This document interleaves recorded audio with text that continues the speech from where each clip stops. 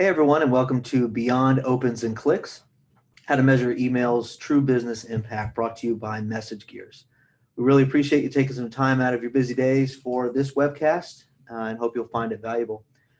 We should have some time at the end to answer a few questions, so if anything comes up while you're watching, go ahead and submit through the Zoom platform here, and if we don't get a chance to answer it during the allotted time, we'll make sure to follow up afterwards. My name is Will Devlin, and over the next 20, 30 minutes here, I'll be talking through some ways to measure email's true impact on your business. I've been in the email marketing space for over 15 years now, both on the brand side and on the technology provider side. I'm currently the Senior Director of Marketing here at MessageGears. We're an innovative email marketing platform built for large volume consumer-facing brands. I also serve on the board for the Email Experience Council, which is the email marketing arm of the Data and Marketing Association, or the DMA.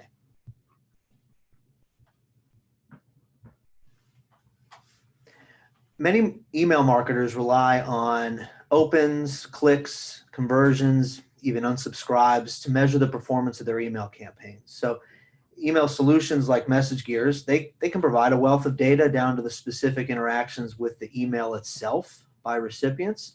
And what most marketers do is roll those metrics up into an aggregated view and focus their efforts on improving those open rates and click-through rates and, of course, conversion rates over time.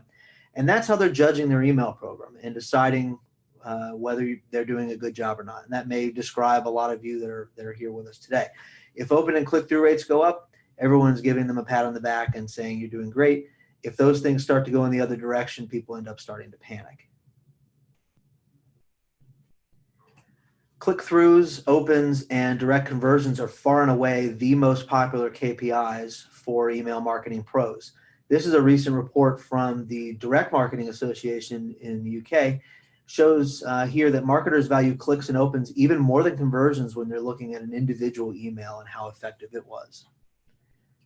And although they're more evenly distributed here when it comes to measuring the entirety of their email efforts, you can see that even though there are other KPIs that marketers utilize, they're not used nearly as much as those three.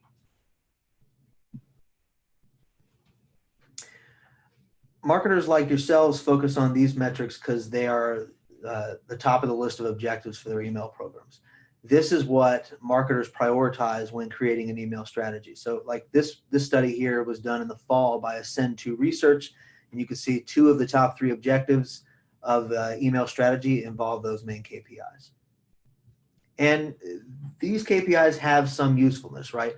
Opens can give you clues as to whether your recipient found the subject line interesting or helpful. They can also let you know if recipients find the subject matter itself interesting. Clicks can give you clues as to what your recipients are interested in learning more about. You've got calls to actions, offers, copy, images. All that factors into whether or not somebody clicks or not. And then email conversions, obviously, can provide some insight into how effective email marketing is at pushing people straight to a conversion. However, while these three metrics are helpful in gaining a better understanding of your email efforts, they don't provide the whole picture. Email's total impact cannot be measured by traditional KPIs alone. The scope of these metrics focuses squarely on how email is performing as a channel, but not how email is impacting your business as a whole. And honestly, they're easy to manipulate if that's all I'm looking at and judging. So I could get more people to open my emails with a provocative subject line. I could get more people to click on a link with a tease or some clickbait. And I could get people to convert with a really deep discount. None of those things are going to tell me anything about my subscribers and customers and how they perceive my brand.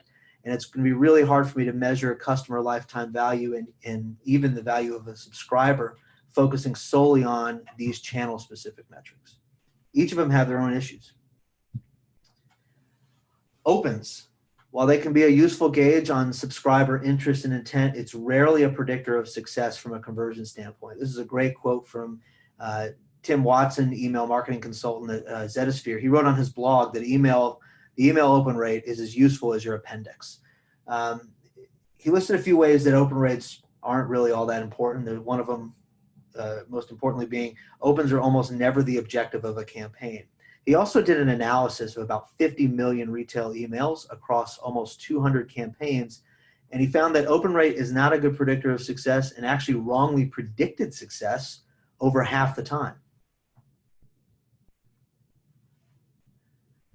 On LinkedIn recently, the great Delaquist from Touchstone Intelligent Marketing pointed out that clicks really don't necessarily tell marketers anything either, right?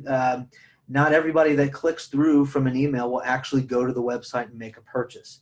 And it also doesn't account for the likelihood that the recipient might be prompted by the email to purchase something from another channel at a later date. Evidence is shown here from the DMA UK's, this is the 2018 Consumer Tracking Report. And many consumers say they'll respond to an interesting email by clicking on the email, but there are a host of other positive interactions that don't involve clicking through at all. 35% of respondents, for example, mentioned that they would visit a company's website via another route as a likely response to an interesting email. 21% said a likely response would be to visit the retail store. And over half here say that they'll save that information and keep it in mind for later use. And even email conversions is a flawed metric. So if you look at tracked conversions from the email channel, like this email or this campaign gave us this much revenue, it is one of the better measurements of the traditional email KPIs, the channel-specific KPIs, but it still leaves you with an understated view of the impact email is having on the business. Chad S. White, who is the research director at Litmus and author of Email Marketing Rules, explains that conversion tracking typically focuses on linear interactions. Subscribers will open, they'll click, and they'll convert. Linear pattern, it's very easy to tie that back to the email campaign. The only problem with that is consumers are routinely non-linear creatures. Subscribers can just see an email, they could either open it or not, click on it or not, and they could still end up converting. Here's a great infographic from Touchstone. They put this together recently, and it illustrates the possible outcomes of somebody that doesn't open or click on an email.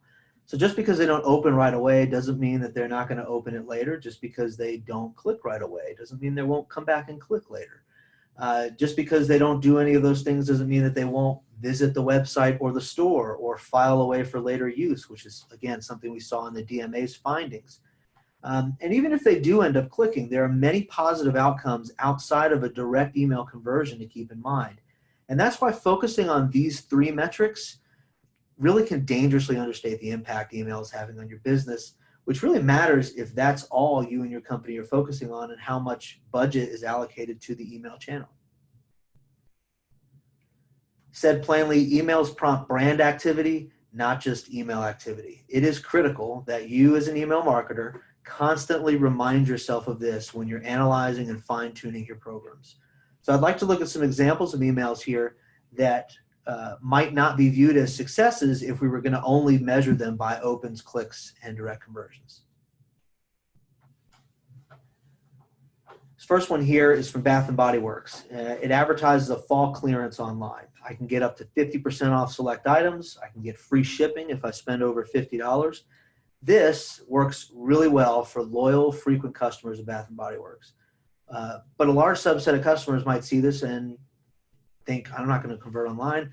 I'm reminded now I want to go visit the local store. I'm out of my favorite lotion or something like that. And they may take a special trip just for this, or they may think I need to go to the mall, and while I'm there, I need to stop into Bath & Body Works and see if these deals are in the store as well. Emails like this work not just as a direct conversion, but they're part of a larger mind share play here. So if someone doesn't even open this email, doesn't click or convert, that message may have had an impact on the recipient and result in revenue down the line or on a different channel. Staying in the retail space here, this email from Gap highlights a promotion where they'll give you a discount in the store if you bring some of your old clothes in for them to donate to Goodwill. The main call to action here is to find a local store. You can see it in the bottom right there. My guess is many loyal Gap customers probably already know where their closest store is, and they're not going to need to click on this email at all. Now, Gap is driving people to the store with this promotion, and there's going to be a few people that might get this email and use the header or something, or that new shorts from $25. They'll click, they'll shop online just because they got this email. But a lot of people that take an action from this are going to actually participate in the let it go of your purchase, right? They're going to go into their store, bring some old clothes, and get the 30% off coupon. And even those that don't participate in that will appreciate that Gap's doing something like this, which again goes back to that larger mind share game.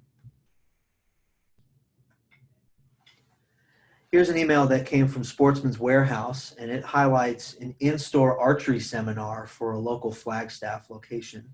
Now, somebody getting this email that's really interested in the event is really happy. They've got everything they need to know without having to click through to anything. They've got the date, the time, and the location, everything here.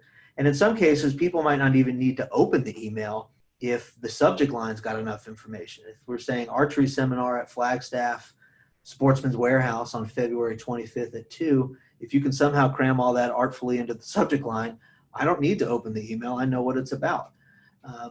Now, just holding this event can build loyalty among Sportsman's Warehouse customers, and it can help build the brand loyalty there, even for those that aren't interested in this particular event. You might not be interested in archery. You might just shop there because you camp. But they appreciate the fact that the store is putting these on, reminds them that the store exists and that it's there, and again, may come back up and think, I need to get new camping gear. I need to get new fishing rods. And those that do go to the event are likely going to shop in that store while they're there, of course. Now, those were a few retail examples where things are somewhat simpler for traditional retail. Travel and hospitality brands have a really hard time measuring conversions for a variety of reasons. One of our clients, Expedia, for example, they know that most people aren't booking travel, but for a few times a year. And it's really rare for somebody to get an email with a deal or a destination and for that person to just spontaneously book a trip in the same way that they would impulse buy a pair of shoes or a new coat online. Now, this message from Expedia does a really good job of getting me interested. And when I click through, it shows me a variety, about 24 different places from my home airport here in Atlanta. Now, I'm not likely to convert directly from this email. I don't think getting this would spontaneously cause me to book a trip to Dallas, for example. But Expedia is now top of mind for me when I do need to book a trip in the near future. I'm going to remember this and remember that Expedia has this page on their site available, and I'll go back and book there. You get a similar situation here with Hilton. Now, mailing to me over time, Hilton is building a positive image of their brand in several ways. I can see that email on the left and daydream while they highlight a great vacation destination and be reminded that I need to either accumulate more or redeem some of my Hilton Honors points. But when I do book a trip, I'm likely to think of Hilton for a variety of reasons, thanks in large part to them constantly reminding me that I'm a rewards member through email. I might not even book directly on Hilton's website when I finally decide to book a trip, but I'm choosing Hilton because they're in front of me on a consistent basis.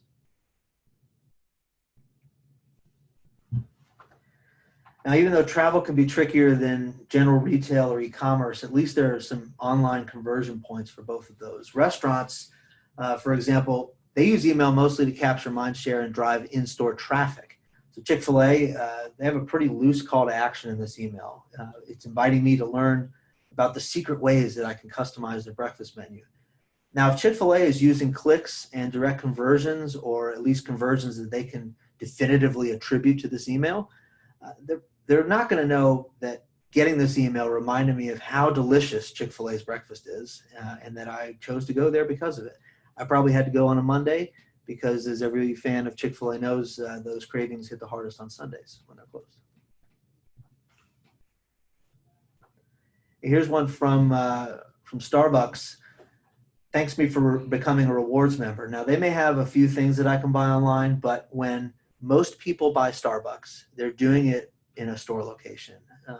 And so this message doesn't even really have a clear call to action, but the intent of the marketer here is very clear. They want me to use the app, start collecting loyalty points here, and start going to my local Starbucks.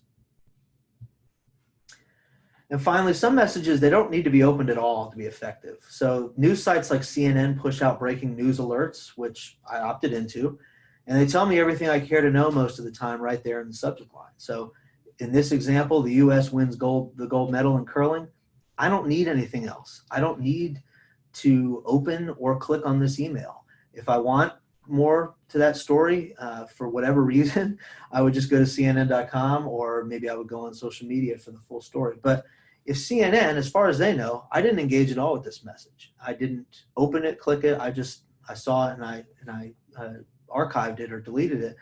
As the end user, I'm very satisfied and appreciative that they sent them. Now, CNN was measuring opens and clicks to judge that success of those breaking news alerts. They'd probably end up shutting down the whole program for lack of engagement. And that example, along with some of those others we just looked at, is why it's so important to measure email's total impact on the business instead of focusing on the channel-specific metrics. Email can drive loyalty and revenue even when you don't see it directly, and not measuring that can lead you to underestimate the success and lose out on potential sales. So let's look at a few ways that you can measure total impact. The first thing is thinking about the big picture, right? Customers aren't seeing your brand in the departmental buckets that your internal marketing teams are probably split out into, right? They don't view email as this one channel from a brand and mobile is this other channel and website and in-store. They're just thinking of your brand and interacting with it. So measuring these internal channels individually to judge success is missing out on this larger scope. So in thinking about the big picture, ask yourself a few key questions. How does overall sales move when you send emails? Does overall revenue across all touch points, including in-store, rise in the periods after a marketing campaign goes out? Are loyalty members more engaged overall with the brand and doing more business with your company, even if it's not on the email channel? Are sales of certain products or categories that are being advertised via email rising? I was speaking with somebody a couple months ago who ran email for a beer company, and measured solely on opens, clicks, and conversions, email looked done for, right? You can't buy beer online in most states, and their products are distributed throughout stores and bars, restaurants, sporting venues, all over the place. But when they've measured the lift in the overall beer sales and specific brands of their beer, when the emails dropped or didn't drop, they were able to prove the influence of the channel. Measuring engagement and revenue through loyalty programs isn't a perfect science either, but it does attempt to capture interactions with a brand no matter where they're taking place. So it's important to have a view into how your most loyal customers are influenced by your email channel.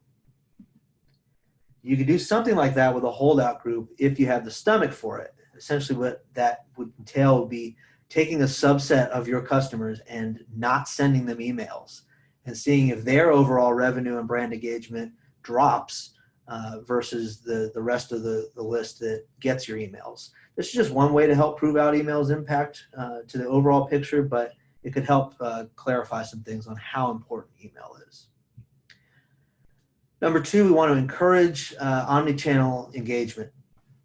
So here's an email that's a few years old from Macy's that thanks the user for creating a profile by offering a 15% off coupon. There's a unique promo code that can be used online here, and they can click through and you can go straight through from this email and convert, or you can take that unique promo code and shop on their website later on. You also are able to print a savings pass that you can take into your store, which then ties back to this user as well. So this is allowing the user to shop the way that they want to. You're encouraging them to do whatever they want to enjoy this 15% off. And it gives Macy's a few different options to understand how successful this effort is. Number three, rethinking your inactives. In assessing email's overall impact and getting out of just looking at the channel-specific metrics, you may need to rethink how you classify someone as an inactive or dormant email recipient that you're going to start scaling back the amount of emails you send to them. So if you're only tying purchases at the email level, you'll start saying these people aren't engaging, they haven't opened or clicked. If you're tying purchases at the subscriber level, you may see that someone that you thought was ignoring your brand and you were going to cut them out completely, they're still alive and well and possibly influenced by getting your emails. And finally, number 4 is eliminating internal silos. Now, marketing clouds and email providers mostly do a really great job of executing and measuring email marketing itself. But in stepping back and looking at the bigger view, you're going to need to work to access a centralized database to see how people are engaging and interacting no matter where they're doing it. Your siloed MarTech or AdTech platform that doesn't easily integrate and play with a central CRM or database, it's going to house only a subset of information, and it's not going to give you that view into, did this person convert offline? Did this person call the call center, for example? And that's going to limit your view of the success. You also need to work with your other teams internally to understand what's going on. You're going to need to work with IT or whoever to get access to global reporting. And then build your enterprise tech stack around this, the marketing tech stack. You need to find solutions and vendors that'll help you work smarter and easier. You're not going to be able to effectively market to your customers if you're spending 80% of your time on operational tasks. And marketing needs a global, up-to-date view, not these siloed pieces of data scattered across the platforms and business units. And one other thing I'd like to add here is, as a marketer, you should be comfortable with the unknown and trust your gut at a certain point. So overall, this data is that we talked about collecting is not going to be quite as clean as somebody that clicked through an email link, went to your site, and made a purchase, but it's still giving you a much more complete picture of email success. So work extremely hard to measure the impact on the business, but realize you're never going to be able to capture every little thing. Now, people behave differently. You can't track their thoughts or feelings, and that's okay.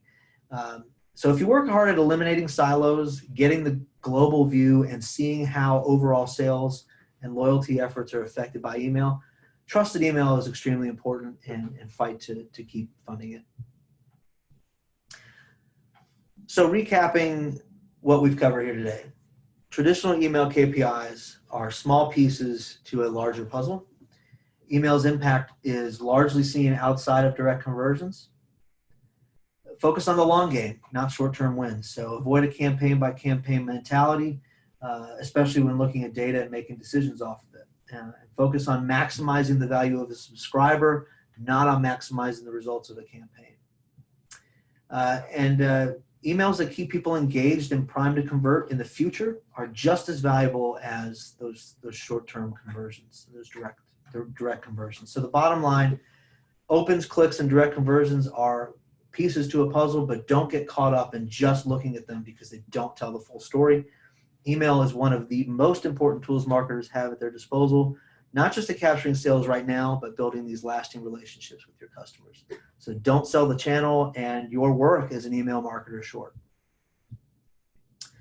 And with that, we're going to go and see if we have any questions. And if you have any that came up, feel free to submit them here. Let's see.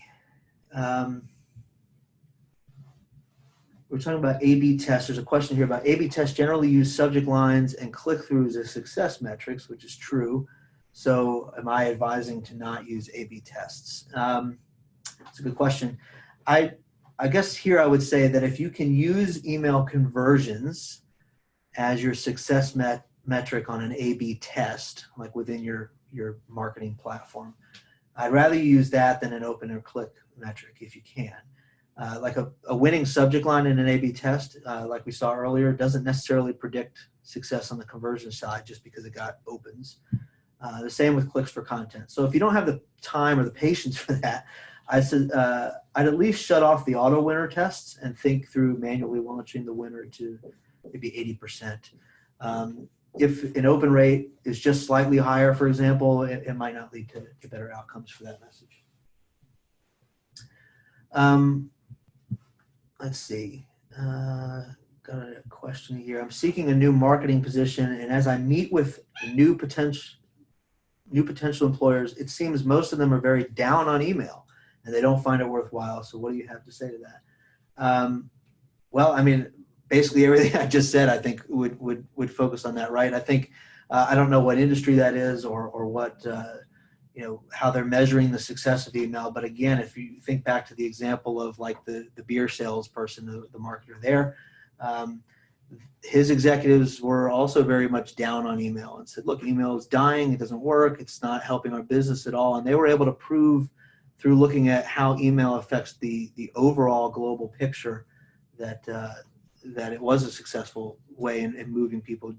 If you're only looking, again, at that really limited view of, are we getting more opens? Are we getting more clicks? That's really limiting your scope. Let's see here. We got one more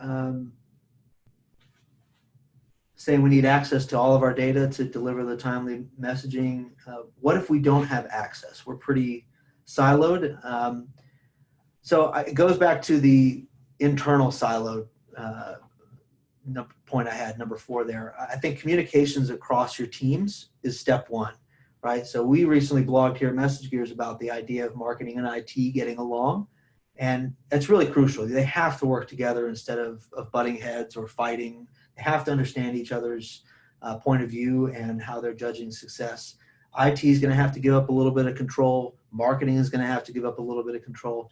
They're both going to end up in a better place because the business is doing well. So I think tying these things together is necessary. IT needs to facilitate that.